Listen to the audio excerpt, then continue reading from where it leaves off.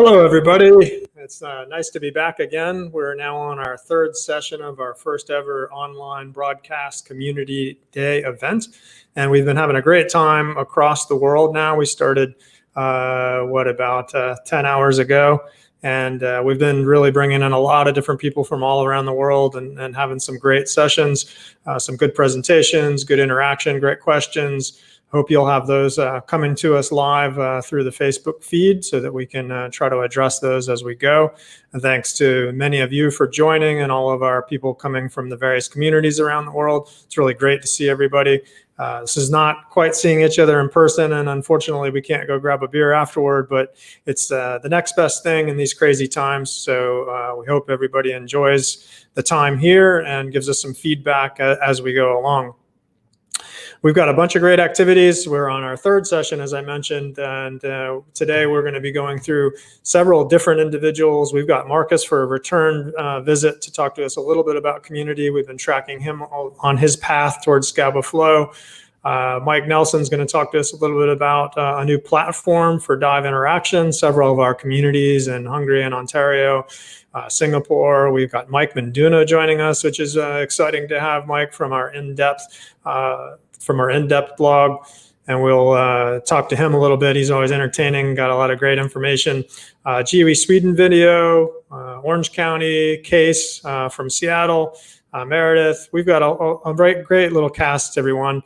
We see everybody rolling in with their mornings and afternoons and evenings. So either your coffee or your gin and tonic, get it to hold on tight, and let's have some fun. Before we get started officially with our first guest, I want to make a couple quick announcements. Our Community Day t-shirt design, the one that you see on the banner as Nico comes forward, he's sort of operating the IT component of this broadcast, was conceptualized by Chris Hart out in our GUE Midwest group. Great group of people. I just actually got a chance to speak to them the other day. We did a sort of online private session together.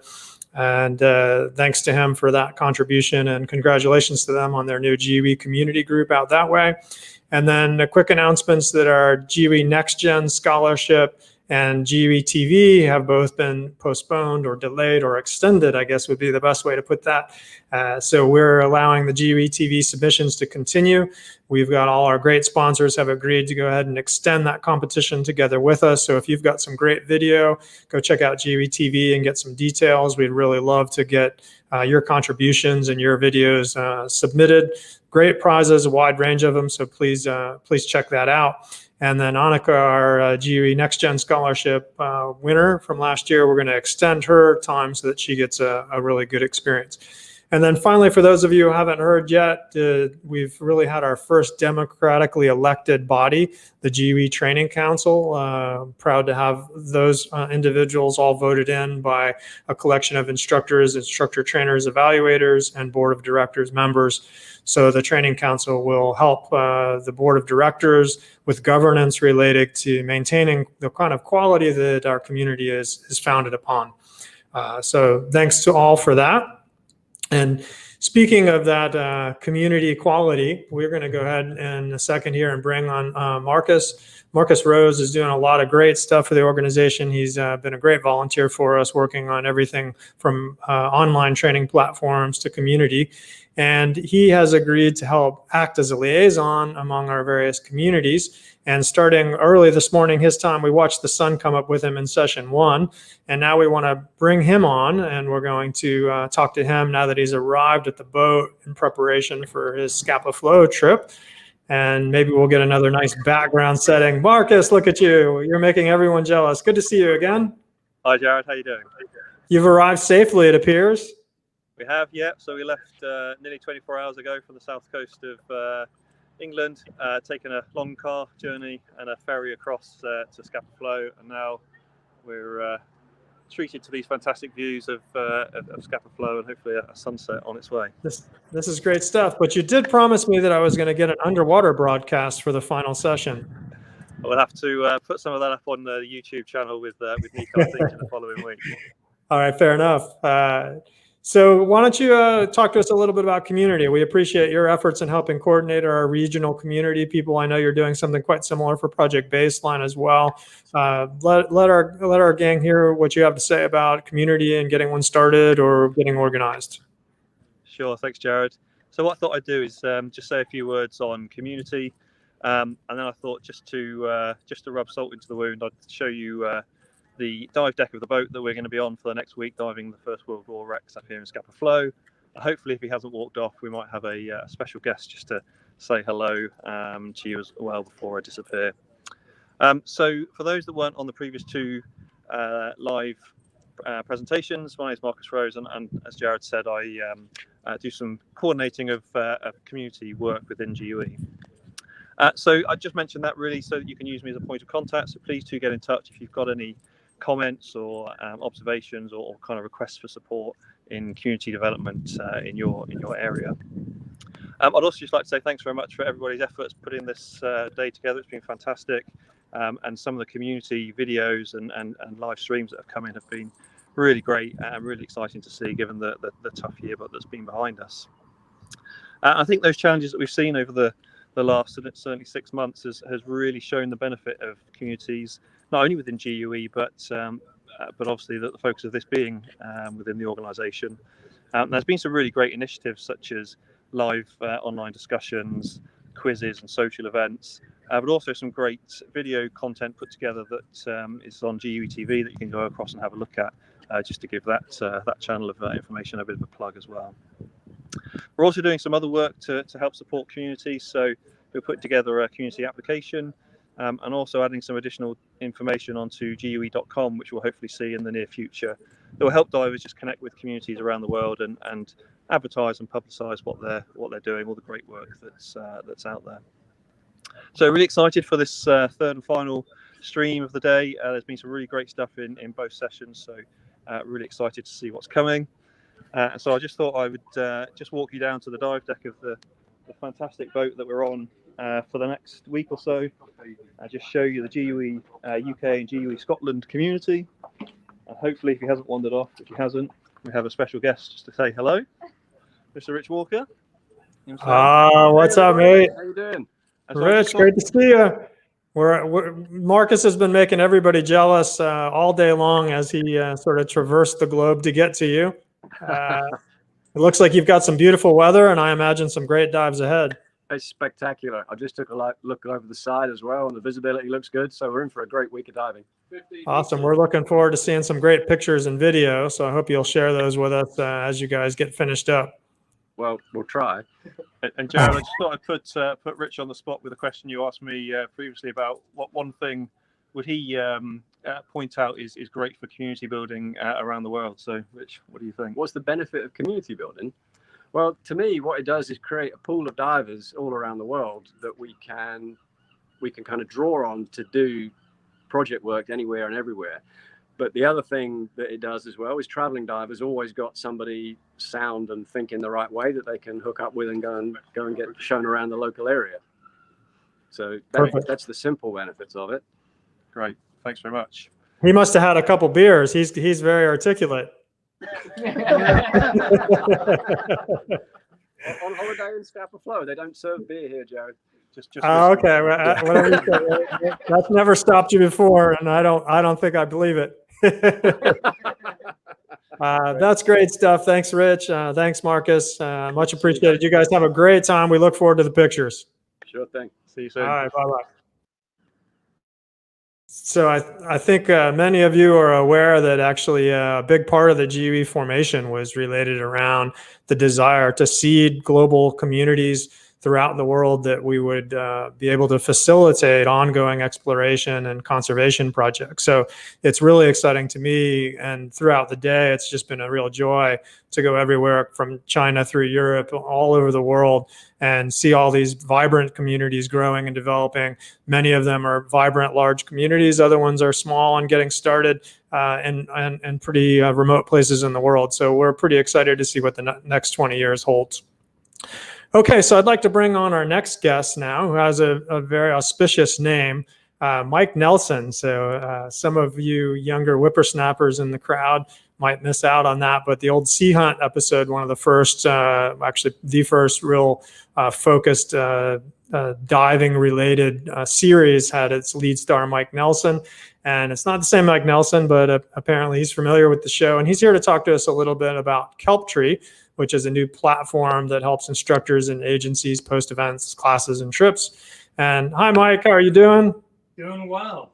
Welcome and thanks for joining us. When I spoke to you just a few minutes ago, I found that I'm not the first person to call out the Mike Nelson parallel. So you just had to become a scuba diver. It seemed destined. It's inevitable, and fortunately, I was able to pick up on it quick enough that by the third or fourth time, I knew what people were talking about. So that helped out. Awesome. Did your parents know by any weird chance? No idea. Okay. Actually, I had no idea. But it's pretty cool that Lloyd Bridges played me, back when I was fighting Nazis underwater. So well, I commend you on defeating the Nazi party some years back. There you go. Well, I'm going to turn this over to you and tell us a little bit about Kelptree. Perfect. Fantastic. Thank you. So first off, hey, everybody. And I just want to thank you all, and I really mean this, for participating in GUE's first ever Global Community Day. I'm sure that a lot of you agree that events like these are the key to the success of the diving community. Another thing I'm sure you can agree about is the dive industry is more than just a business opportunity. Diving provides us with the ability to, investigate world history, explore our planet's waters, and most importantly, diving allows us to educate ourselves and everyone around us about the importance of conservation.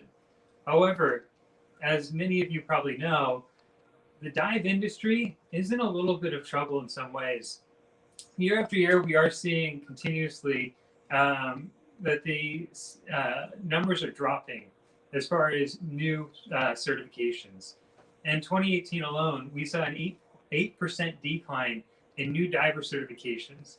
We also saw that the average age of a dive traveler is about 54 years old. The average age of someone actually purchasing gear, 43. But according to Patty's numbers, the average age of divers being certified is 29, which happens to be almost exactly the same as the average age of people getting married.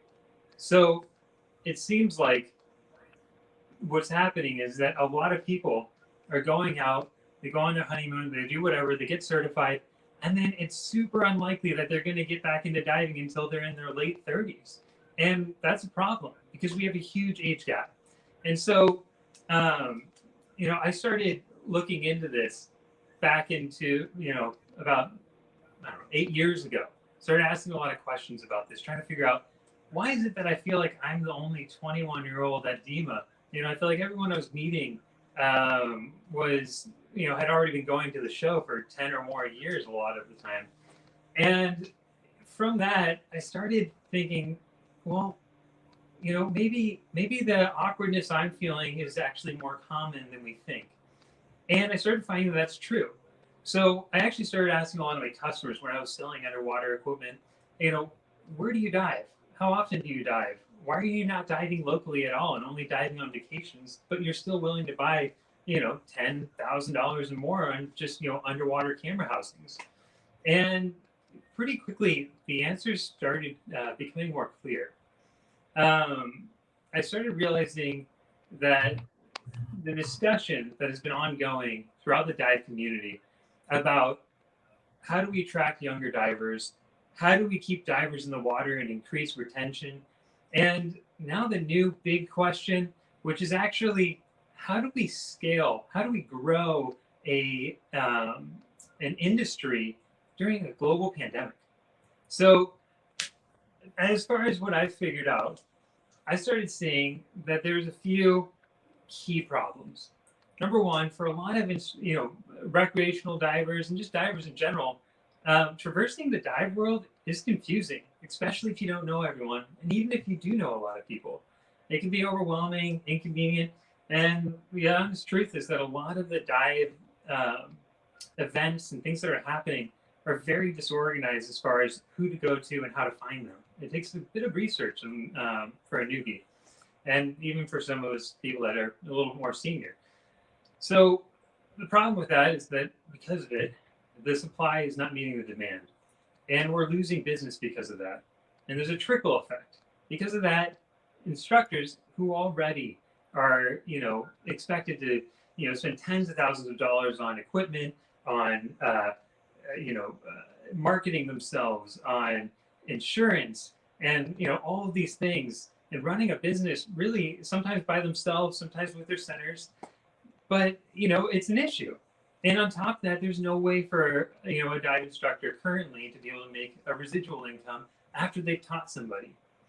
And then we get into kind of the business as a whole, established businesses, dive centers, and honestly, kind of everyone involved. And because we're seeing, a decline in new certifications, and we're not seeing people that are getting certified to continue diving, and we're not seeing younger people continue diving. And I know there's a lot of efforts that are going on right now that are very successful. But at the end of the day, as a diver, as a new diver specifically, it can actually be a very awkward experience trying to figure out what shop to go to, who do I go diving with, how do I find a trip, and that's why I think a lot of people dive only when they're on vacations. But especially right now, we need to work on focusing on our local communities and how to get everyone to work together. So about 5 years ago, I started looking at everything and putting it together and saying, all right, I think I've got a solution here. And so here's what I did. I created Kelptree, which is a centralized marketplace designed to conveniently connect customers with businesses. Kelptree will be the go-to place where divers can easily go and find their next adventure. So they can open the Kelptree webpage, which soon will actually be in and out, and they'll actually be immediately recommended relevant events, trips, courses, and they're all going to be right there based on when they're going, when the event's happening, how many seats are available, and where it's happening based on where that consumer is. And if they're not where they're planning on diving, maybe they are planning for a trip, they can easily look for those trips. The other thing I wanted to do is make sure that Kelptree would be free to use, because I want this to be a tool that the entire community can use to work together seamlessly. And so as a dive professional, you can actually right now register with Kelptree for free and utilize all of our management tools. These tools allow you to create and manage trips, courses, and events from your phone, computer, whatever you have that can connect to the internet. And the other thing I wanted to do is make sure that it was easy for our community to work together and eliminate the hassle that goes on with kickbacks and commissions and writing checks and whatever. Trying to collaborate together can actually be kind of a pain. So what I did is I actually automated this this service and all of these things I'm talking about with Kelptree's affiliate system. So now when you create a Kelptree event, you're actually able to set a commission, which is optional, about how much you would be willing to pay for new business, how much you would be willing for a dive instructor or a dive shop to send somebody your way for one of your events that's going on. And so now, because of this, we're able to incentivize the community to work together. We're creating a lot less barriers for people as far as what they need to do. And on top of that, we're helping instructors and incentivizing them as well to keep in touch with their students. If they haven't been diving, recently, they're going to know, because they're not going to see, once they sign them up onto Kelptree, that they're not receiving a residual commission when those divers go diving. So now, let's say you certify a group of divers. First thing they're going to do is go diving. So how do you connect them with all the right people? Maybe you can connect them with one shop or a few people or they keep hitting you up, which is great. But instead, what you can do now, sign them up onto Kelptree and say, hey, here is the place to go. All of the dive shops are on it. Everybody that's on here has been, vetted, making sure they're actually legitimate. And for the next 6 months, every time that person books a trip or an event or a course through Kelptree that is offering a commission, that commission goes directly to the instructor or the vendor or whoever it was that signed them up on Kelptree. The other benefit of this is that we actually seen, and I've been going to DEMA with a booth throughout the development of Kelptree, probably about, I think it's maybe 3-4 years now. And while I was there, I was talking to every business I could, talking about what do they standardly do? What do they offer for instructors to send them somebody? And we're finding that the commissions are actually between 10 to 25%. So that actually is putting money into our instructors' pockets and incentivizing them to keep the divers diving, which is a huge, huge benefit. So another example is, let's say that you're certifying somebody, you are in a destination location, they're on their honeymoon. Well, before they leave, sign them up on a trip or an event back in their hometown. And bang, right there, you could be making money that will automatically be deposited into your account once the trip is completed. The other thing. All right, I like it, Mike. It sounds great. We're running out of time here, but it sounds like some really great initiatives. If you can just close it down. Last thing I'd like to say here is, two things. For one, when a person becomes a diver, no matter who it is that certifies them, no matter who it is that takes them out, the community gains a diver. And it's our job to make sure that as a community, we provide and support the best possible experience that, to every customer we encounter. And so right now, something that I would encourage everybody to do is there's actually a couple events on Kelptree related to GUE's Community Day. And both of the events are a spot where you can actually donate towards the Next Gen Scholarship Program. And I would love to see the community that's coming together right now to come together again and donate money towards the fund to help help boost and keep our next generation of divers going and give them a really good, great start. So with that, if you have any questions, reach out to me, mike@kelptree.com, or simply go to kelptree.com and you can sign up for a business right away by clicking the For Business button and registering. That's great. Thanks, Mike. It sounds like a really interesting initiative. I love the focus on young people. We need to get that age down below that 29, get a lot of good young people in and see the health of the community develop. Thanks very much for your time, and we'll all check it out at kelptree.com. Have a great day, and thanks for coming by. Thank you. Have a great one, guys. Take care. And let's pivot on over now. We're going to move into some of our communities around the world. I think the first up, we have Kyle Harmon, one of our GUE instructors over in High Springs, Florida, is hopefully going to come in and visit us. Kyle, welcome, sir. How are things going in High Springs, Florida? It's good. It's really good. It's a beautiful day. We've got divers diving all day today. So just wanted to give you guys a quick little update about what's been going on here.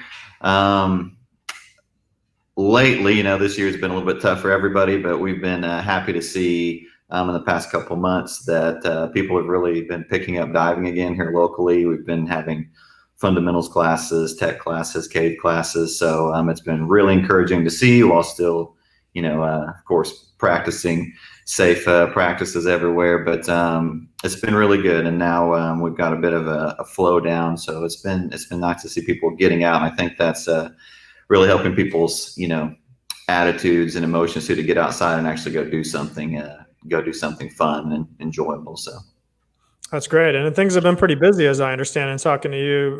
Fair number of people cave diving. It looks like if you can't travel internationally, you might as well go cave diving, right? That's the ultimate social distance activity. That's right. Yeah, cave diving is perfect for social distancing. And we've, I heard you guys mention earlier talking about some caves in Florida and getting to some of the more remote places and less dive places, and that's been popular too. So that's been good to see. And you're not dealing with the huge crowds and still getting to see a bunch of new, really cool dive sites. So it's been really good. And people have been really hitting it hard the past month or two. And conditions look like they've been really good lately. So everybody's having some fun with that. It has. It's been a great summer so far. We've been really lucky with hurricanes and the rain. Everything's been open all summer, which is a bit of a rarity.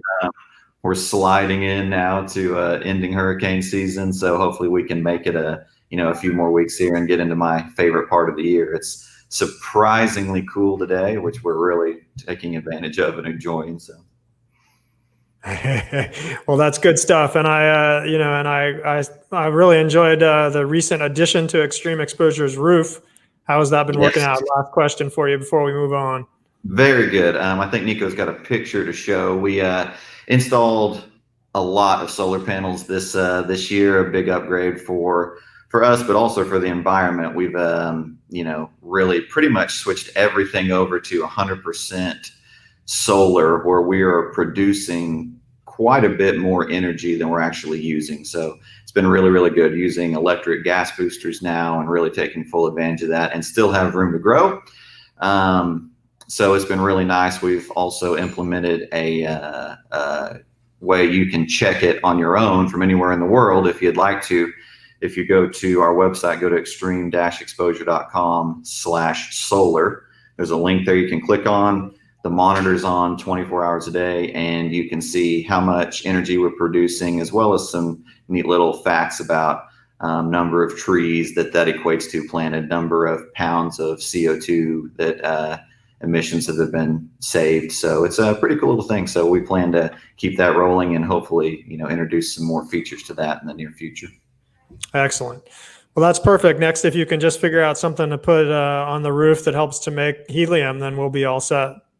We'll be in a lot better place. That's right. I'll start working on that.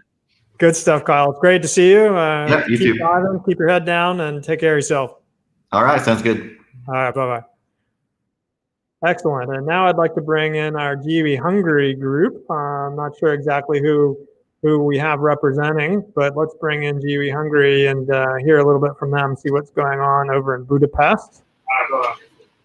Oh, we've got the group. That's why I'm not exactly sure. We see Zolt as well. Go, Hungary, go. Excellent. Zolt, it's nice to see you there. Welcome, everybody. How are activities going on there? You guys having some fun?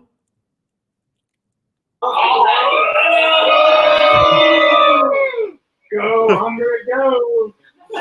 Excellent. Yeah. Well, it's nice to see you there. Welcome, everybody. How are activities going on there? You guys having some fun? Yeah, of course. We are at the moon area of cave. Go, Hungary, go. Yeah. It's also nice to see you there. Welcome, everybody. How are activities going on there? We got a loop going on.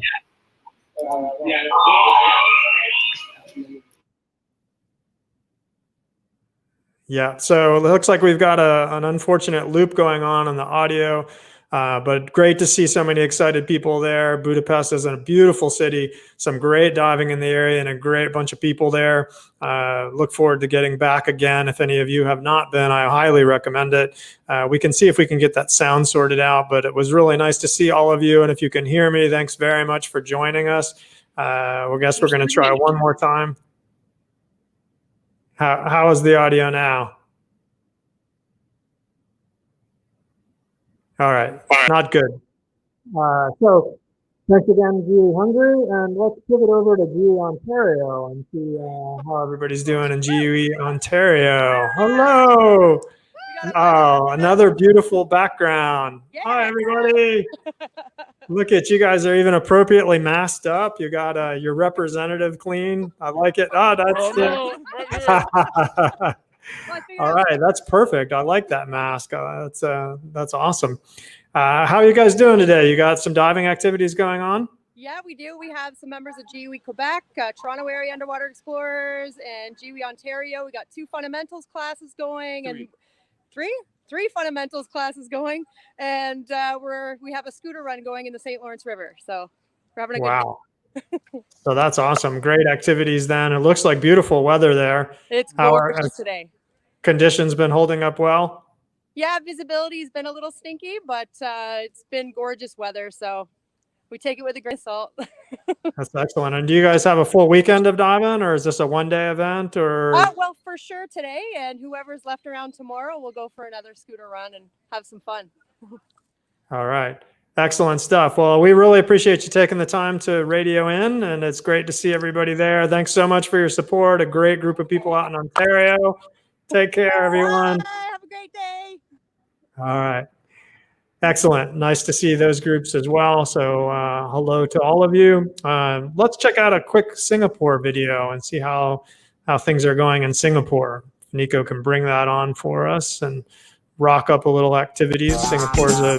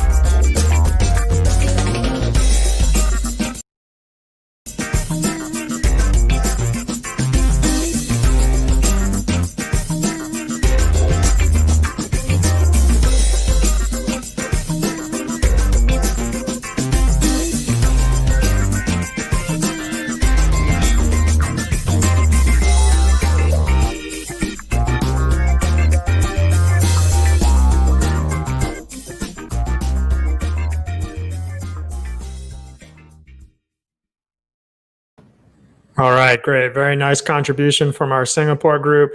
If you guys haven't been to that city, it's really one of the best managed cities that I've ever been to. And while the local diving directly in Singapore is not necessarily amazing, they have amazing diving all around them. Great community there, a lot of great support, a lot of individuals been with us more than a decade. You've got great access to diving all over the place through Malaysia, over to Jakarta, I mean, Indonesia. There's just tremendous amount of diving all through the area. So thanks very much for our friends in Singapore. And now I think I'd like to move on and talk to Michael Menduno, our in-depth editor, I'm sorry, who is also auditing, right? So Michael Menduno, let's bring you on and let's talk a little bit about in-depth activity. Hey there, everybody. Hey, Jarrod, how you doing?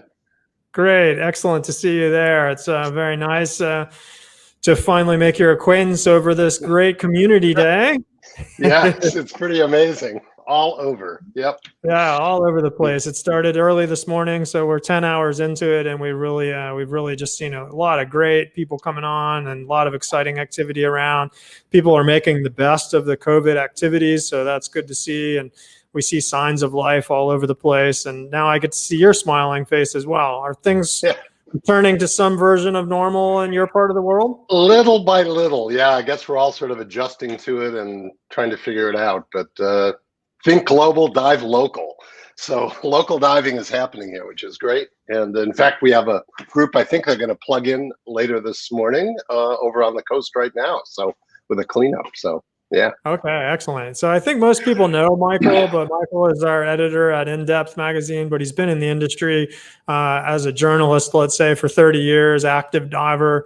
He was the brainchild behind Aquacore, our first technical diving magazine. So he's made some great contributions to the diving industry. And we're really pleased to be working with him on a personal level as well as a professional level. He does a great job bringing forward a lot of really neat stories for the InDepth magazine blog. And what do you got to tell us about InDepth? Anything we should know? Yeah, so I thought we'd take a little dive into InDepth. Let me see if I can get not this a little working. dive, an in-depth dive. We're going to go a deep dive into InDepth here, but it won't take too long. Let me see. Okay, share screen, and I'm going to go application, InDepth. Let's see if this will work, and then view slideshow. So can you see this? I can't see my monitor any longer. I can, yes. We've got your slide. Great. So I want to tell you a little about InDepth.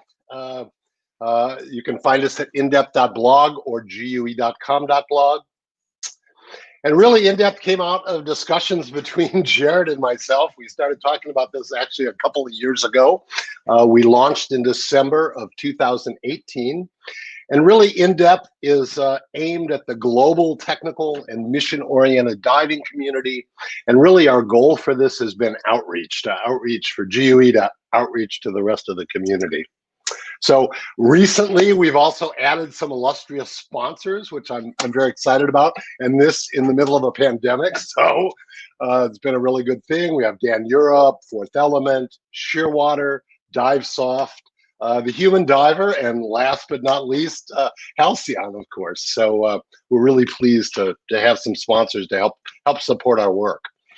In terms of our team, as Jarrod said, I'm the editor-in-chief of InDepth, and Amanda White's our managing editor and designer. Pat Jablonski and her Words Matter team. I think Jarrod put Pat on the team just to keep an eye on me. I'm not sure, but we really work together really well. And then Kenzie Potter from Germany doing layout and design, and alumni Richie Denmark that worked with us when we first got going. So, and then of course Pat's team is the GUE editorial team. They do a really great job. It's amazing, you know, we read things and just take it for granted, but a lot of work goes into making materials and content really appear professional, and Pat's team is number one. They're really great at it. So let me tell you a little about InDepth. Our mission, if I could borrow some words from the late great Steve Jobs, I would say that our mission is to make an insanely great must-read publication. And, you know, for divers who really want to go deeper. We don't pull any punches. We don't dumb things down. We're full on in that regard. So, and a little demographics. We're going to do this again this year. This was from towards the end of last year. So about 65% of our readers at that time were GUE certified, had taken a class, or were members, meaning 35% are not GUE. I think that's probably expanded. We're probably about half and half now. 40% of our readers are in America, another 40% in Europe and the Middle East, 7% in Asia, and then in Oceania too. So top locations: the US, UK, Germany, Canada, Italy, Netherlands, etc. Most of our readers, about 60%, are between 30 and 50. And about 70% dive at least 2 times a month and up to 10 times a month. So that's really great. We have a lot of active divers reading. And in the last year, going on 2 years now, we have posted 188 stories. 92 last year, we're up to about 96 this year. And that runs about 7 to 9 stories an issue. You know, I forgot to say to everyone out there, how many people subscribe to InDepth? You can raise your hands. I can't see them, but I hope you all do. It's a free subscription. And we had a lot of good stories this year. Some of our top stories, obviously a lot of interest in decompression. Jarrod put together an amazing 4-part series looking at sort of the evolution of our thinking and procedures on decompression. And then followed David Dulett, another GUE member, did a great stop on gradient factors in post-deep stops world. We've looked at PFOs and how that affects people personally, in-water recompression, latest findings on gas density. We've also done a lot on equipment. Actually, Doro's story, a GUE configuration versus jacket style, got a huge amount of readership. So I think some of our recreational divers who are in that, interest in GUE's closed circuit configuration. We've looked at mouthpiece retaining straps, cameras as a danger item, danger. If you're not prepared to add a camera to your task loading, don't. And then some latest on the world's deco safety tool, ODive, which some of you are familiar with. We're also focused on conservation, had a number of stories on this. Todd Kincaid had a great story about preserving the Florida Springs and what needs to happen there, looking at coral reef restoration, etc. And citizen science, which is one of the part of the DNA of GUE, if you will. And then some cultural stories, looking at shipwrecks today, shipwrecks dives today versus 30 years ago, how record-breaking scuba dives are perhaps hurting our sport. And we recently took a look at the world's Guinness World Record deepest scuba dive and asked the question whether it was really fact or fiction. So we're having a lot of fun. There's a lot of fantastic stories out there in our community, as you might suspect. We have about 3,000 subscribers right now, which means that they get the email that we push out several times a month with new stories. However, we have additional people who just come to the site, about 9,000 a month, and we get about over 20,000 page views a month. So we're really having an impact, I think, on the community. And so if you have a story to tell or a story that you want to read about, please reach out to Amanda or myself and let us know what your interests are. And we'll be happy to, include your story or find the stories that you want to read about. So I think that's about it. Let me see if I can escape from here and go back to live stream. Yeah. That's perfect. That's awesome, Mike. Thanks very much. Kudos to thank you and your team. You're putting together some really great stuff there, getting it out on a regular basis, good quality. I mean, what can you can't beat it, right? Fast, efficient, and free. Right, that's right. Everyone should be reading it. And I think we have some really compelling, interesting stories. So we're working on the new issue right now, and it's going to be a good one. The October issue will be out on October 1st. All right, exciting stuff. We look forward to that. Thanks for visiting us all the way out from California. Keep your head Thank down. you. Watch out for the wildfires and Right. Yes. all right. Take care, Michael. Jarrod. Good seeing you. All right. Bye. Bye, everybody. All right, kudos to Mike. He's really done a great job putting that together, and his team really worked tirelessly to get that out on time every cycle. So thanks very much to them. Let's take a pivot and head over to Scandinavia and check out a GUE Sweden contribution, a little video seeing what activities they've got going on.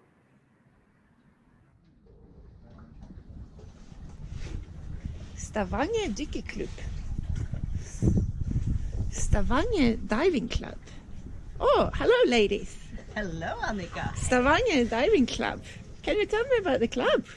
Certainly. We are a club who's going on 40 years in about 3 years' time. So we are an old established club here in Norway, a very active club. We've got about 76 paying members. Many of them are actually active as well. So yeah, we and many of them are actually GUE divers. So there is quite a lot of GUE divers as a community here in Stavanger. There certainly is. And Anja, you look like you came out of the water, is that true? Yes, I exited the water 10 minutes ago. Very much so. Yeah, I've been joining a fundamentals class and getting some extra training.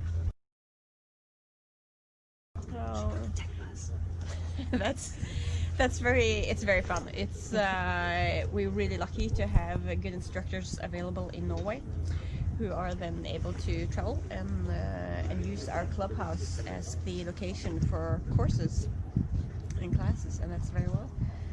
So can you tell me what's inside? Yes, we certainly can. Welcome in. We've got basically this is a club. It's a big house, so we've got space to keep all our gear here, which makes it easier for people to, they don't have to drag their gear, bottles and tanks and everything back and forth every time they want to go diving. So is that true? I saw you came on the bike. I came on a bike because I bike when I go diving, because I've got all my gear staying here, and that's yeah. So environmentally friendly. Very much so. Very much so. It's really cool. We're able to do so because we have all these lockers that members can have, and we keep our little stuff in here. Yeah. And we also have upstairs a room where we have all our dry suits. We also will have a room for our undergarments in the near future, which we can hang up, which is a drier and warmer room, so we don't actually have to drag it home with us. Impressive facilities, and the facilities makes the diving easier. And you have gas as well. We have gas. This is our stage racks for all the technical divers. They have all their stage bottles here, and we have our gas mixing kitchen. Yep. In here, you can tell them about that, Anja. Yeah, well, I'm not a technical diver yet myself, but yeah, we've got oxygen and helium available, so the technical divers can mix their gases, and that's, yeah. On average, we got at least 2 dives a week with the club bar just outside, which you saw in the beginning, and it's a very active environment. Got lots of divers, lots of girls, women. It's a very welcoming environment. And don't be shining, but you are the leader of the club as well. So if anyone is interested in getting in contact with the club, and you can come as a visitor as well. Is that correct? Absolutely, absolutely. We welcome everyone. regardless, as long as you have open water cert, you are a certified diver, you are welcome to come and join us for a dive. And if you live in the area, you are welcome to join us as a member. If you're not, you would join us as a guest. Very much welcome. We are loads of girls, so girls, don't be worried to come. We are, well, most of us are actually very, very active. Yeah. So, yeah. Thank you very much. And this is the extra storage for the bikes for the people going diving. This is Stavanger Diving Club. Thank you, ladies. Welcome. That's awesome. That was really well organized. I want to live there. All they need is a sauna. My apologies, actually GUE Norway. So apologies for that mistake. And yeah, it's great to see so many women divers as well. Something I'd really love to see more in GUE. You know, that's really exciting. And I hope you guys will take the chance to get there and check it out. Really neat setup, and looking forward to getting there myself.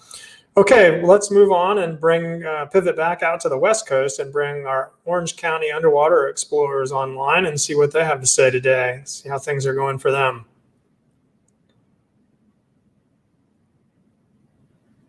Any second now, I'm sure they're going to.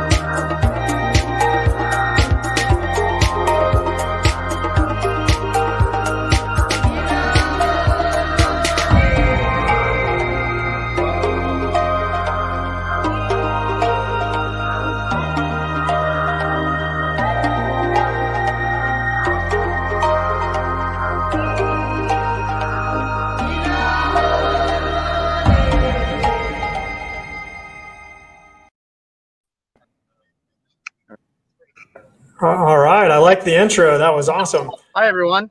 I'm Nadia Lee. No. Oh, is it? Oh, sorry. No, you're good. Go for it. I'm Keith Chu. And we are members of Orange County Underwater Explorers. Thank you very much for joining us in, you can see, sunny Southern California. All right, look at that. And that's awesome. Can you turn the phone the other way? There you go. Awesome. Welcome, everyone. And we've partnered with Jade Scuba Adventures today to do a cleanup. Keith, would you mind showing the viewers around? Oh, sure. Yeah, so this is actually Ashley Arnold, who is one of our OCE members and a GUE diver. And she helped organize this event. So Ashley, you want to talk about the event today? Absolutely. So I'm one of the owners of Jade Scuba Adventures out of Huntington Beach, California, and we do monthly beach cleanups. So when our GUE community was asking for something to do for this day, I said, come join us because it's Coastal Cleanup Day as well. So we had, I think, 12 GUE divers come out and join us today and cleaned up all of this trash. Plus, there's a little bit more that people are having over there, the cone and some stuff as well. So we made a major impact in a pretty good section of the harbor of Los Alamitos Bay. So we've been doing this for about 2 years every month, and we're always happy to have more people come and join us. So it's a great day. That's awesome. That's a lot of trash. You guys are doing a great job and really providing a great service for the industry and the environment. And that looks like a happy group of people out that way. Awesome. Well, you guys carry on. We really appreciate your contribution, your time, and your community in general. Take care of yourselves, and I hope to get out your way very soon. Thank you. Oh, that's great. It's really nice to see that. I know many of you have similar kinds of initiatives going on around the world. So it's really nice to get a tangible and visible representation of all the cool stuff happening. So let's stay over on the west side of the world, and let's go visit Kees over at Seattle. He's going to talk to us a little bit about a photogrammetry project that they have underway. Can we bring in Kees? Hi, Jarrod. It's a pleasure. Nice to see you, mate. How are you doing? Nice to see you too. Doing well. Yeah. No. So yeah, just my name is Kees Beemster. I'm the GUE instructor, one of the GUE instructors here in Seattle, Washington. If you don't know where that is, we're sort of just up north of California. And I'm here to talk to you about some local photogrammetry stuff that we've got going on today. All right, let's do it. You don't have nearly the nice background as everybody else. No, I don't actually. Most of the community is out doing a dive right now, and so I've got to wrap up the presentation nice and quick so I can go join them. Okay, fair enough. Then you go for it. Thank you. Hey, Dora. Yeah, so I've been involved in a lot of projects, around the world. But here in Seattle, we've got a couple of spots that are really ideal for photogrammetry. That's because here in Seattle, we've got. I'd love to say that we have tropical visibility all the time, but in reality, visibility can be somewhat limited. So we got here Seattle and Lake Crescent. Those are two of the spots that we do a lot of diving in. Visibility in Lake Crescent is great. Visibility in Seattle is variable, let's say. So for those of you that have never been here, Seattle on the left-hand side, we got Puget Sound, and Seattle and Lake Washington. In Lake Washington, the visibility is, let's just say variable, generally kind of poor. And we have just a truckload, like hundreds of small targets from over the course of the past 100, 150 years of aviation and maritime history in Lake Washington. The cool thing about that is it provides like a lot of stuff to go dive on, a lot of stuff to explore. We're still finding new things in Lake Washington, despite the fact that it's relatively small. But the problem is that if you don't go and actually dive there, sometimes the photos don't really do it justice. So here's a small tug that we worked on a couple of years ago in 2016 called the SL Dowel. You can see this is a really well lit photo, but this is only like a 50-foot tug that was built in 1899, and you can't even see the wheelhouse, which is only about halfway down. So it's really hard to get a sense of what this looks like without using some more complicated documentation techniques. So in 2016, sort of inspired by Ingemar and Richard at the Mars, we decided to take a stab at photogrammetry on the SL Dowel. And I'll show you what we've got. Nico, could we roll the video for the SL Dowel?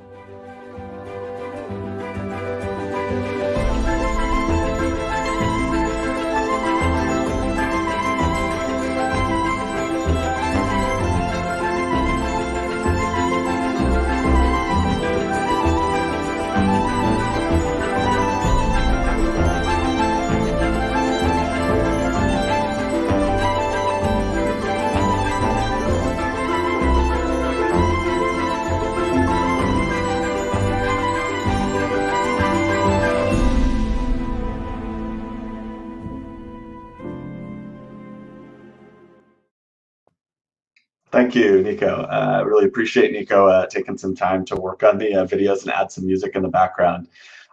So as you can see on that, it worked out all right, but actually I showed that video in particular to show some of the issues that we've had. Yeah, Meredith, that would be a real challenge. So we've had a lot of problems just because it's a challenging environment, and sort of worked on resolving those over the years. So you can see in that model in particular, we have all kinds of artifacts, all kinds of little problems, and that's caused by a lot of the sediment in the water and on the wrecks in Lake Washington. We chose the SL Dowel, which sits around 200 feet, around 60 meters, because well, to be honest, because it's about 5 minutes from my back door. I thought it would be easy, but it wasn't. So we moved on. We did another small plane. Actually, this is the plane that folks are working on today.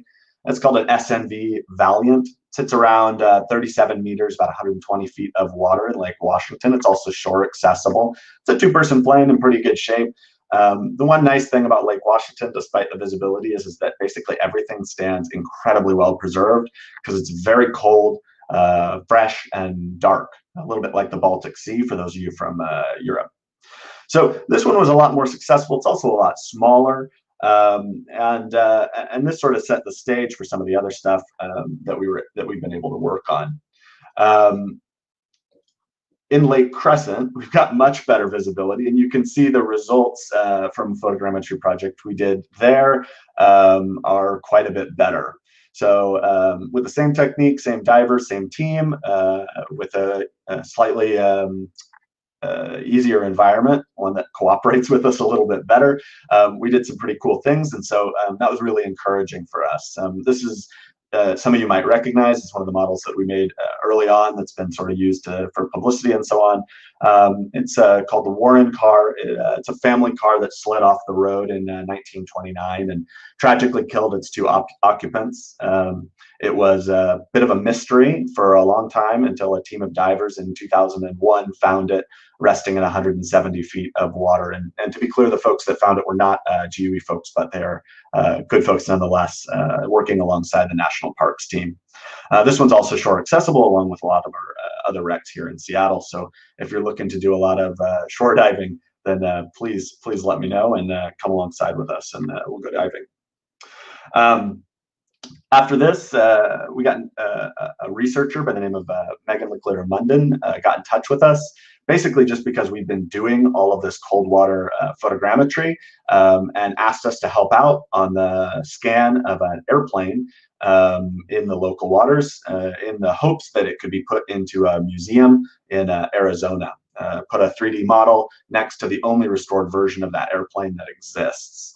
So this is sort of an in-progress one. You can see on the bottom of this particular airplane, it's a flying boat. So the bottom is essentially the hull of a boat. And in particular, you can see that big step right there in the middle, which was a big technological breakthrough, and this plane was new.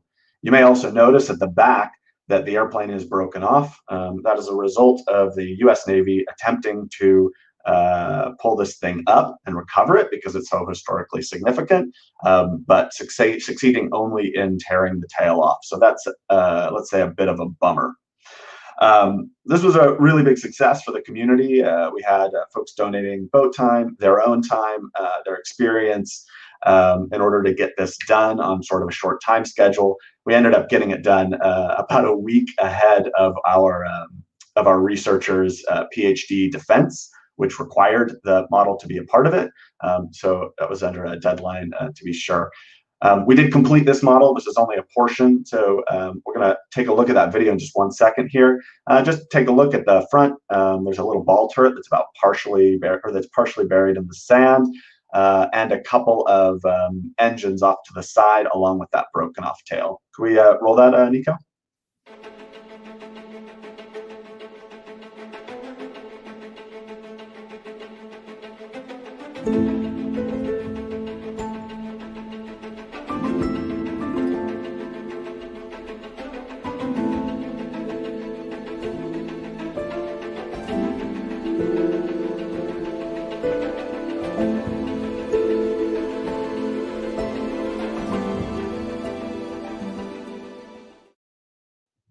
Yeah, so that turned out pretty good. We were really excited just to see some interest from other folks from the U.S. Navy's historical side, from the academic side, from the museum side, and some folks just sort of starting to get interested. And, you know, we never really started out to get that kind of interest. It just showed up when we started going out and doing things that other folks weren't doing in the area. So, you know, I always encourage people, you know, go out and do what you love to do, and then hopefully other interested folks will find you. So that was a really big success for us. It was the first really large object in Lake Washington that we were able to successfully model, and it was not without its challenges. So we decided to tackle another airplane, which is called a PB-4Y. Looks a little bit like a B-24 because it essentially is a B-24 that the U.S. Navy repainted in World War II. Ours is in staggeringly good shape. I've been lucky enough to see a number of these around the world, and despite what the U.S. Army Air Corps would have told you, if you ditched one of these things in the water, they would have said, "Oh, you can get out and it'll be okay." But what tended to happen was the plane would crash into the water, the nose would break off and crunch in, the tail would break off, and then it would flip upside down. So this one, being essentially intact and upright, is really remarkable around the world. And because it's in fresh water, you know, the paint's still on the side. You can easily read the bureau number, that's the serial number, and US Navy Seattle here. So even though the visibility is limited, this is really a one-of-a-kind artifact as far as I'm concerned. And this sits in about 150 feet of water, shore accessible. You can do it from a boat too. Nice, easy Tech 1 dive. Nice graduation gift for those of us in Seattle who have taken Tech 1, usually something that you do sort of as a graduation on your last day. So this worked really well, and this only worked again because of the collaboration of a lot of really skilled divers, a lot of people donating their time, their energy, their helium, and their boats in order to make this happen. So this is our largest plane in the lake, but we've got one other that sits at kind of an unusual and cool angle. It's called a PV-2 Harpoon. It's a small 2-engine plane. It crashed into the bottom after undergoing some pilot error on takeoff, and it still sits with its nose in the bottom. That's the PV-2 Harpoon. This one we've been working on for a couple of weeks now, maybe a month and a half. Again, it's a big community project, so folks coming out all the time, our new Tech 1 divers contributing, scooting out to this plane. Usually on Tech 1 rules, we only get a couple of minutes down there, 10, 15, even though it's relatively shallow, about 40 meters, 130 feet. But that's okay because it's worked great as a community tool, a community building tool in order to get people involved. And that's, ultimately the goal is to build a team of divers that are enthusiastic about working on projects and going out and enjoying diving. So I haven't shown this to anybody outside the team yet. So if we can roll that video of the PV-2 Harpoon, hopefully you enjoy it.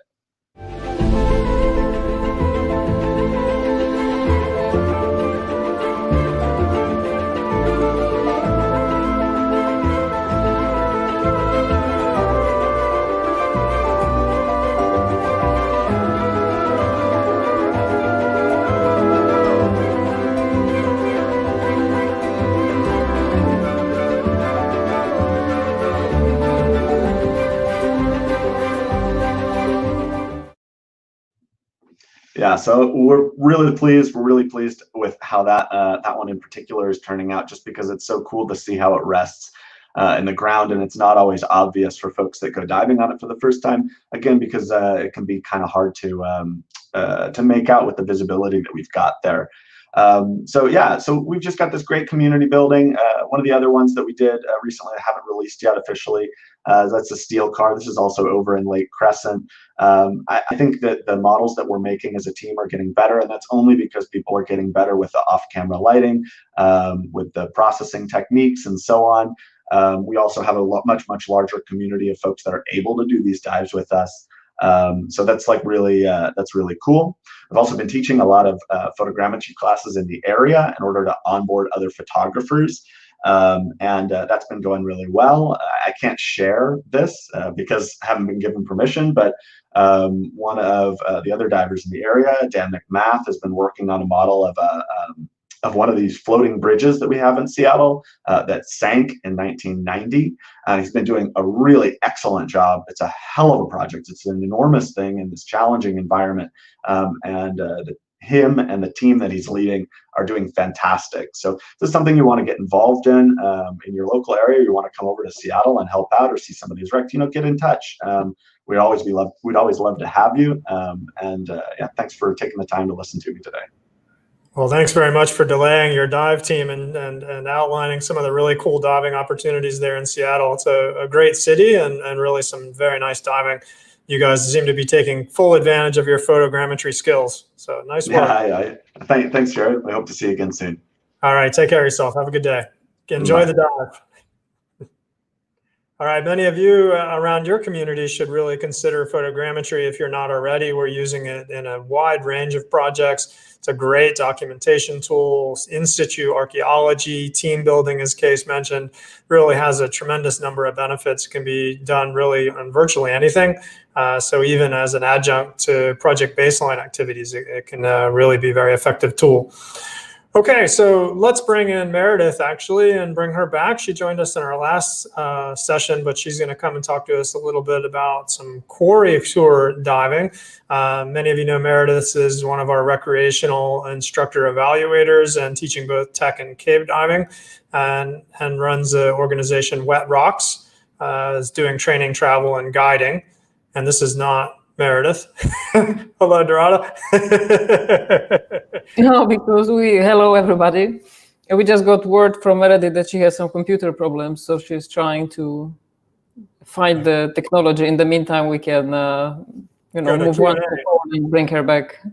All right, perfect. I was just like, Meredith has changed a lot since I saw her last. Okay, so Yeah, we'll come back to Meredith. Would we like to do a video or a little Q&A? Any particular preference? Nico has the Halcyon video queued. We could do that, or we can do. Yep. Okay. Halcyon sent us in a video, and they wanted to say hello to everyone. So Nico, why don't you cue that up, and we'll check it out. Halcyon Dive Systems would like to extend our sincerest thanks to the GUE community for your loyalty and support over many years.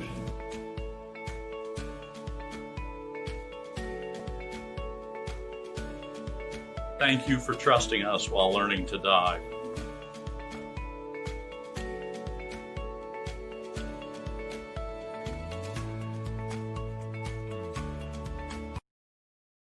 Thank you for choosing us while diving reefs, walls, and wrecks.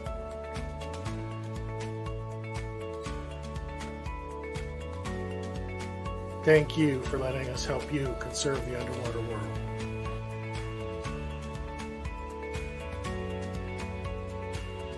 Thank you for trusting us far back in the cave.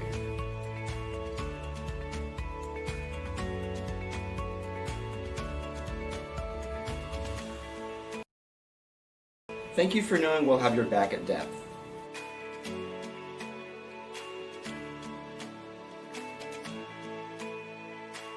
Thank you for picking us to join you underwater.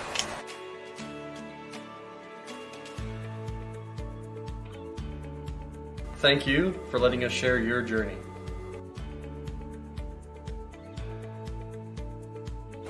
We wish you all a healthy, safe, and fun GUE Community Day.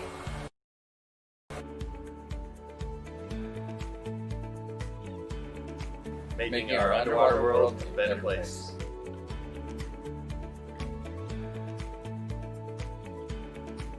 Together, one dive at a time.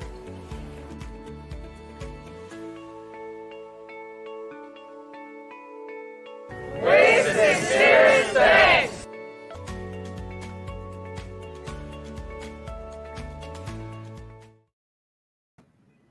All right, very sweet. Thanks to our friends at Halcyon. Nice to see everyone, and managed to get everyone a little bit on camera. I'm sure they were having some fun.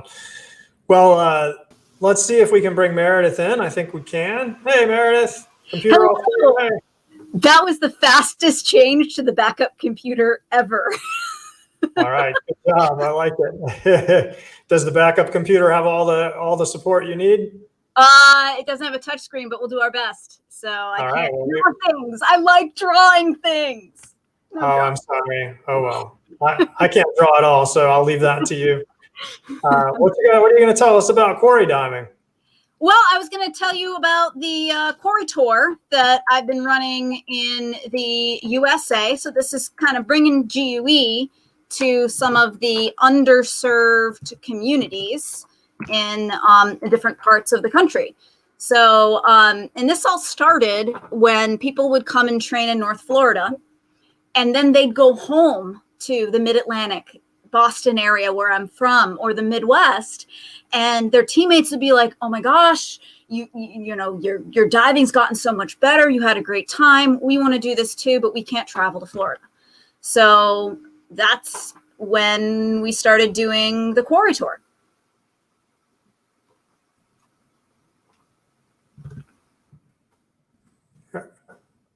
Are you good still, Mare? Yeah, can you still hear me? I'm sorry. Yep, I still have you. And so that gave people an opportunity to get in some regular diving. How is the diving there? What are the conditions like? So, I mean, quarry diving's pretty horrible most of the time. So the reason that we're doing the quarry tour is these quarries are kind of meccas for divers when the conditions aren't good, right? So the three main regions that we've been going to is the area in the Mid-Atlantic, which is kind of right above my logo there in that area. So that Mid-Atlantic area, there's quarries that we'll teach in and we'll do community days in, because we know we're going to be able to go diving. It's not going to get blown out, because anybody who's dove off of the mid-Atlantic in the World War II wrecks of the graveyard of the North Atlantic, you know that you get like a 40 to 50% chance that the boat's going to run any given day. So it's not really conducive to an event that we want to happen or a class, but it's what draws that community together. Right. And then when we get up to Boston, that region, there's great wrecks off of Mass Bay and Long Island Sound, plus the Eastern Great Lakes and the St. Lawrence River. And then you get into the mid-Atlantic, and all of those divers spoke out to the Great Lakes. But our kind of congregating and meeting spot is the quarries because of the consistency for scheduling an event and running classes. Nice. And is this for both recreational fundamentals, technical? What's the range of divers joining? So it's been mostly fundamentals right now. And now that we're on, in some of the regions, we're on like year 5, and some of the regions we're on year 2, and some of them are in between. So we're doing upgrades and fundamentals. And I've got some requests for the next tour to maybe do some learn to dive training. And there's a possibility that there may be a Tech 1 on the next loop. So it's just as the communities are growing, and it's not just me. I've got other people who are working with me at Wet Rocks. And when we get a class that gets more divers than just the Wet Rock staff can handle, I start inviting instructors in from adjacent regions who can drive in for that location to teach another section of the class. So, this is about the whole mission of this is places where we don't have a local GUE instructor. How do we get that community building? How do we give them access to training? How do we jumpstart that community? And because we're kind of aiming on this larger regional structure, and especially during this pandemic, we've used a lot of Zooms that have been kind of focused people who are on Eastern or Central time zone. And we've done a lot of stuff online to bring those people together. And some of them, or 10 of them in the Midwest, are out diving this weekend at Recathon in the Chicago area. So the whole goal has just been to build communities. That's awesome. How many quarries are you visiting? Roughly, what's the number? The last tour was 9, I believe. So, and it really depends on what the interests are. And sometimes there's some changes as we start coming into the summer based on conditions, et cetera, at the different quarries. But it's usually 2 to 3 sites in each of the 3 regions. Excellent. And you focus on the winters, right? When it's nice and warm in the quarries? No, winter is when you come to Florida. And that's how I've started meeting the seeds of the communities in these seeds of regions. But yeah, it's a summer tour. So we start in the mid-Atlantic in June, and then we go counterclockwise up through Boston and then across and down through the Midwest. Okay, excellent. Well, that's great. That's a really nice idea. It seems like a really reliable way to really build, develop, and maintain communities throughout the United States. So thanks for that initiative. It's great to see the budding new GUE communities progressing. Kudos to you. I've got pictures. You guys want to see pictures of some of these new communities? All right. There we go. There's the right page. All right, here we go. So I put the big scuba van of awesome because we're going to places in the US that we don't have dive shops that sell a long hose for 500 miles at times. So it has the ability for me to have backup stuff in case divers weren't able to get all their things online. And we've got actually some really beautiful sites. We have a whole bunch of fun. We see flamingos at the Caribbean of the Midwest. This is south of Chicago. We have whole bunches of people coming out from all over the region, meeting each other. And the last thing I wanted to talk about is if you look at what the schedule is for the next quarry tour, which will start up once COVID allows, you'll see big gaps in the schedule. And that's because we're putting a big emphasis on saving some time for our instructors and our new communities to get out into the ocean, into the Great Lakes, and go diving. And we know some of those will get blown out, but at least hopefully some of them will run. And all of these quarries have like cheesy things like giant catfish that you can pose in front of. So we have a ton of time of a fun time, whether we're diving on wrecks or we're at our fallback at the quarries or doing some training there as well. All right, very cool. Well, really nice initiative. Thanks for sharing it so that others can take advantage of that as well. And they should check out your website to find the next quarry tour. Excellent. Yeah. Thanks very much, Meredith. You take care. Have a good day. Have a good day. Bye-bye. All right, I think we're closing up. I think we just bring on Dorota and maybe have a few quick Q&As if Nico has gotten anything from the audience that I might have missed as we went along. And I think we had a couple questions sent in earlier. Dorota, do you have anything? Has anybody asked you any questions? Let me see. There was one about why we are teaching beginner divers from the beginning with the long hose. There was a discussion as well that it might be too overwhelming. I remember we had a comment after our recent YouTube as well. Live stream that we had. And then for me, I think the key, one of the core, not maybe values, but one of the core components of GUE system is standardization. And that's why I would not see any benefit of teaching beginner divers a configuration that they will need to unlearn and then learn to have the standard configuration after. And to be honest, it does not make any difference, because for the beginners, if you do not know, you do not know, and it doesn't matter. It doesn't really make a big difference what you learn. You will just learn the technique that you are presented, and it's not harder, it's not more complicated. It's just it's a different procedure, and that's it. Yeah, no, and I would agree. I think especially if you're going to take some time and you have time to train someone, see if you're just trying to give somebody an experience, then the long hose might be problematic. But for sure, I couldn't agree more with that training and unlearning component. Okay, excellent. I think that's a good one. I see a question here about deep stops being eliminated. I wrote a 4-part series for InDepth talking in quite some detail about deep stops. So that's still a good resource for those of you interested in that view. I would say that it's really going to have to be an individual decision, and it's going to depend mostly on what you define as a deep stop, which is a much more sort of lengthy kind of conversation. But I think that, we really have to continue to respect people who have a lot of experience with using some form of slowed ascent. The science is certainly leaning against that, and certainly leaning against aggressive use of classic deep stops. But we also have quite a lot of people using them successfully. So I would move carefully and cautiously. From a training perspective, we're still maintaining more deep-ish kind of stops, but that's also allowing students to get good control, good efficiency, and be super conservative in their ascent profile.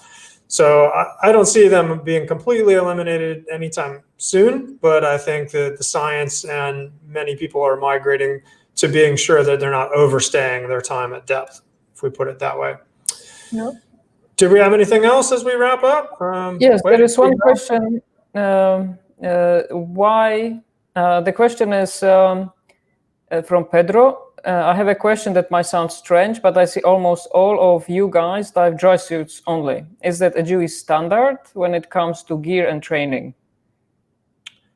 I would say most of us are just more comfortable in dry suits, I think.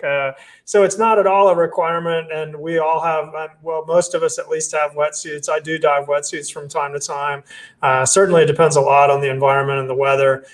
Dry suit for most of us is more comfortable, I think, and so most people utilize it. It's also pretty useful for overboard or P valves, so that's a little bit more convenient than a wetsuit.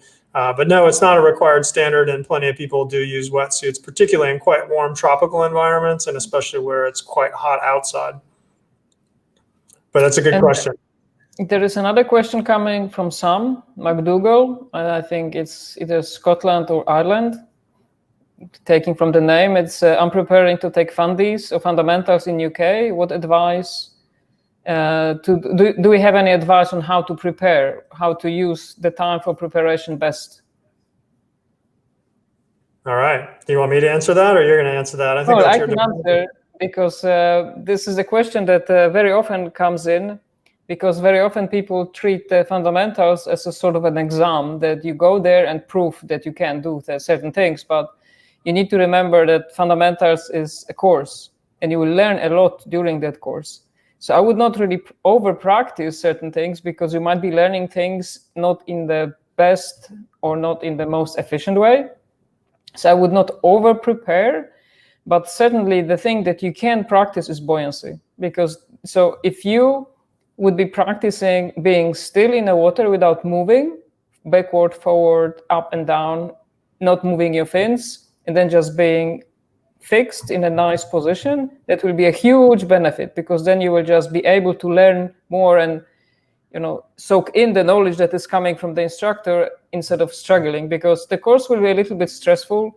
So for sure, even if you believe, okay, my buoyancy is super fixed, when the heat of the class comes in, you will lose it a little bit. So the more your buoyancy is stable, much better it is for you, and then you will be just taking more out of the class. So this would be my main advice. All right. I think very good advice. Well thought out. I have two more that I see came in. One about a person who wants to take Cave 1 and asking about advice for the location for training. Wow, that's getting harder and harder nowadays, because there's so many great communities, so many good GUE instructors teaching around the world. So that's really, it's hard to go too wrong. What I would say is that I really encourage you to do a Cave 1 and then a Cave 2 if you proceed on with cave diving in different locations to get a little bit more experience. I think it's just a long history of diving in Florida. It's sort of, it has my heart. And so I'm always leaning that way, because I really like the diversity of high flow, deeper, shallower, mixed environments, silt, no silt. I really like that diversity.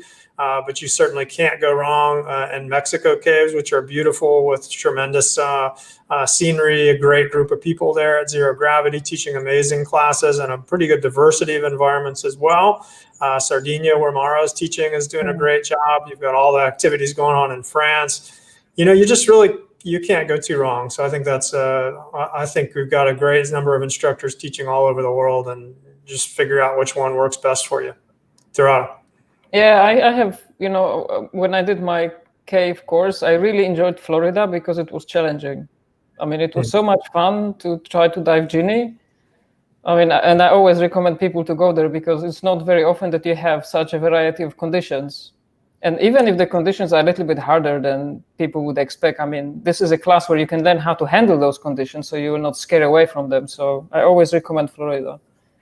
Yeah, that's cute. That's and when you say that, it's like, I am so grateful that I started my cave diving career with that kind of flow and got good at managing that flow. It's been such a tremendous value to me. And I think it's just unfortunate when people choose not to go to places because they believe they're more challenging. And that's really something I would discourage people from doing. The challenge is really going to set you up in a pretty solid way. So thanks for your opinion as well. You're probably even having a more objective one, having taken a class more recently.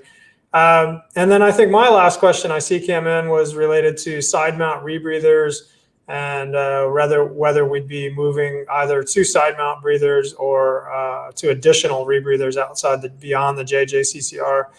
In both cases, we already kind of do and have. So the RB80, which is one of the two rebreathers that GUE is currently teaching, produced by Halcyon, is really commonly used actually by a number of people as a side slung or side mount rebreather. So that's pretty common. Whether we'd go to dedicated side mount rebreathers in the near term, given the number of people that really need them, probably not, a rapid march in that direction. Along similar lines, how many other rebreathers we roll into the curriculum. We've talked a number of times about a couple other rebreathers being added. And I think now we have enough sort of time under our belt, and we've got the material solid enough that we could start to look at one or two other rebreathers. I don't see adding a ton of rebreathers, because we really want to maintain high degrees of proficiency with a relatively small number, where we can maintain our expert knowledge base and maintain our materials, which is another component. But for sure, we are looking at a number of different rebreathers, and have over the last couple years, and we have some of our instructors diving a few other rebreathers pretty continuously. So I think that's a pretty likely possibility. Do you have anything else, Jarrod, before we wrap up the show? Not really. I mean, we can always try to, fish out the questions and answer them in another live stream. Okay, sounds good. Then we should probably try to come back to that.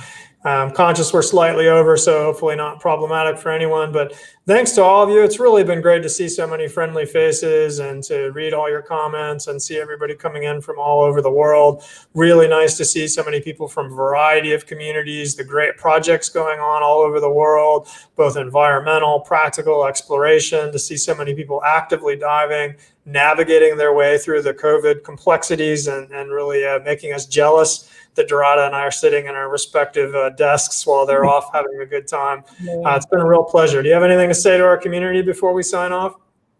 No, I was really thinking now that it's in a way it's a not nice event for us because we are actually stuck behind the desk and very often in the office. But on the other hand, it was amazing to see that so many people came, and we have been able to do that so relatively quickly because we decided to do that day in August, I think. So I really appreciate the effort that was put. You know, the coordination was done from London, where Nico is sitting now, probably, you know, managing all the technicalities behind. You know, Amanda was arranging everything from Reno. So it's another part of the world. So it's really nice as well, the fact that it came together. It's as well quite a good show on how the community can really work. I was really happy to see people from China coming in, and then Ryan came in from Australia, and then we have New Zealanders coming. It's people from Chile. You know, it's really great. And I hope the next time we will have even more people joining. It's really super. Thank you, everybody. Yeah, a lot of great organization, a lot of behind the scenes work that I think people can't quite appreciate. Hundreds of emails and communications and dry runs and back and forth. So I echo your comments, and we're really grateful to everyone who took time to join us over any of the last 3 sessions, and we're ready for another one. Nico, thanks for your... Do we have time for one more question from our fans? Sure. Last one.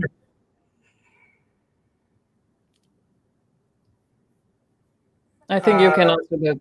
So, you know, in the end, I wouldn't say that computers were considered useless. They were, in the early days, exceptionally problematic because they were badly done. They were not very sophisticated. The decompressions were extremely unrealistic. They often didn't give you very good information or very complete information. So most of us really, you know, started out with a bad experience utilizing them. And the vast majority of technical divers for many years would just leave them on decompression and get out of the water because they were so out of whack with what was really practical from a decompression, practical, useful, and common from a decompression perspective. And the other wrinkle to that side of the equation is that we never wanted people to get reliant upon them. And so I would say that the first part of my complaint for them has been mitigated. There are a number of pretty good, solid, excellent computers out there. But the second part, which is don't become reliant, dependent upon them, has not gone away. So we're still very rigid about divers learning how to manage their decompression, managing it accordingly, and using decompression computers as a backup so that if they have a problem or they're unclear or just as a feel-good touch base, then they can utilize. So it's less about a forbidden and now encouraged and more about a now they've become decent tools and we want to use them as tools but not become too dependent on them. Happy with that answer, Dorota? All right, good stuff. I have to check my editor and be sure that I've done appropriately. Thanks to you, Jarrod, to Nico, to Amanda, to all of you in the communities all over the world. It's such a pleasure to see everybody. Thanks for making the time to come join us, and we look forward to the next one. Take care, go off and do your dives, or relax and go to sleep, whatever, depending on the time of day it is. I know I'm more towards the latter. Take care, everyone, and we'll see you again soon.